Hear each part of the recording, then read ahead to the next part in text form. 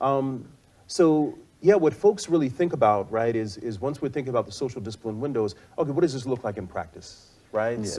So if I want to be in that with box, but how do I get there, and what are the practices that are going to help me to get there and stay there, right? Well, one is we never stay there, right? It's always a journey, and I think that this is an important piece to keep in mind, that this is a journey, it's not an event, and we'll always be thinking about this and navigating. But what are some practices? What we use is this idea of a continuum, and a continuum really ranges between the most informal of the things that we can do. That means the things that we can do all day, every day, and all the way to the most formal of things that we can do. And there are 5 practices that in restorative practices we think about. And the first is called an affective statement. And an affective statement, very easily defined, is it's an I statement that expresses emotion and is connected to behavior.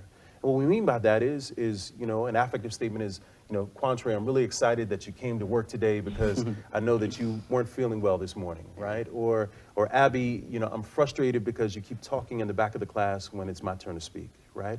So an affective statement is an I statement. I'm talking about myself, but I'm letting you know how your behavior is impacting me. Right. Right? Sure. So that's an affective statement. That's something that we can do all day, every day, throughout the day, right? Yeah. And then we have restorative questions, and that's sort of moving a little bit more on the continuum. And those are questions that we ask someone who's caused harm or someone who's been harmed. Questions like, to someone who's caused harm, what happened? What were you thinking of at the time? What have you been thinking about since? Who's been impacted and in what way? Because that's really an important one to ask and talk about harm, right? Yeah. And then what needs to happen now in order to make things right?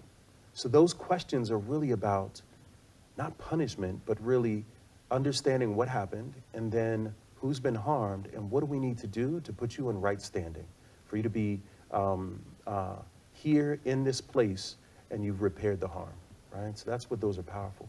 And then in small impromptu conferences, when we come together as 3 and 4s, and maybe it's a conversation we have in the hallway or after school or somewhere where we're trying, an issue might have happened and we're trying to reconcile that. So we ask those statements, or we make those statements and we ask those questions. That's what we do in a small impromptu conference.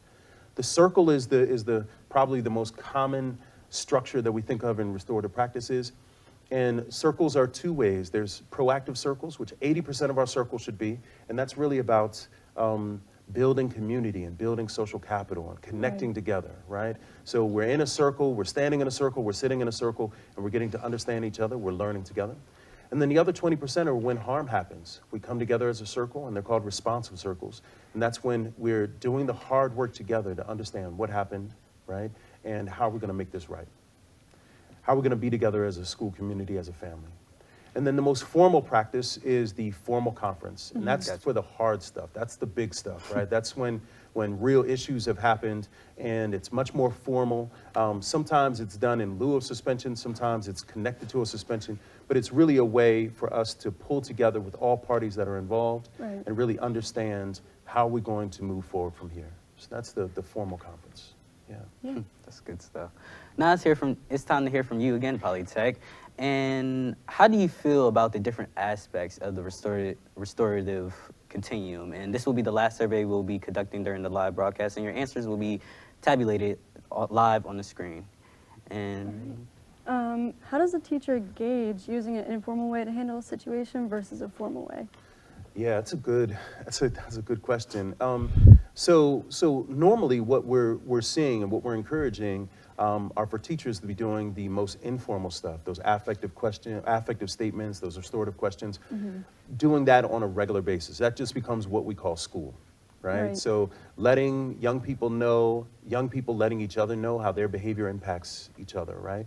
And it impacts them. So whether it's positive or negative, right? We let each other know. We speak our truth, right? And I think that that's important, right? So that should be done on a regular basis all throughout the day, right? The restorative questions are things that we sort of weave in as we need to. When harm happens, we weave those questions in.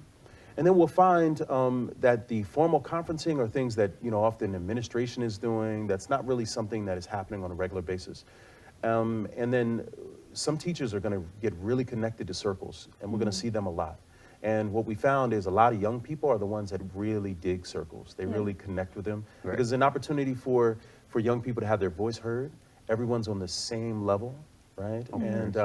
And you know, what I know from working with young people, you don't always get a chance to do that. Right. You don't always get a Agree. chance to have your voice heard, and that's what a circle does, really powerfully. Very Yeah. important. Yeah.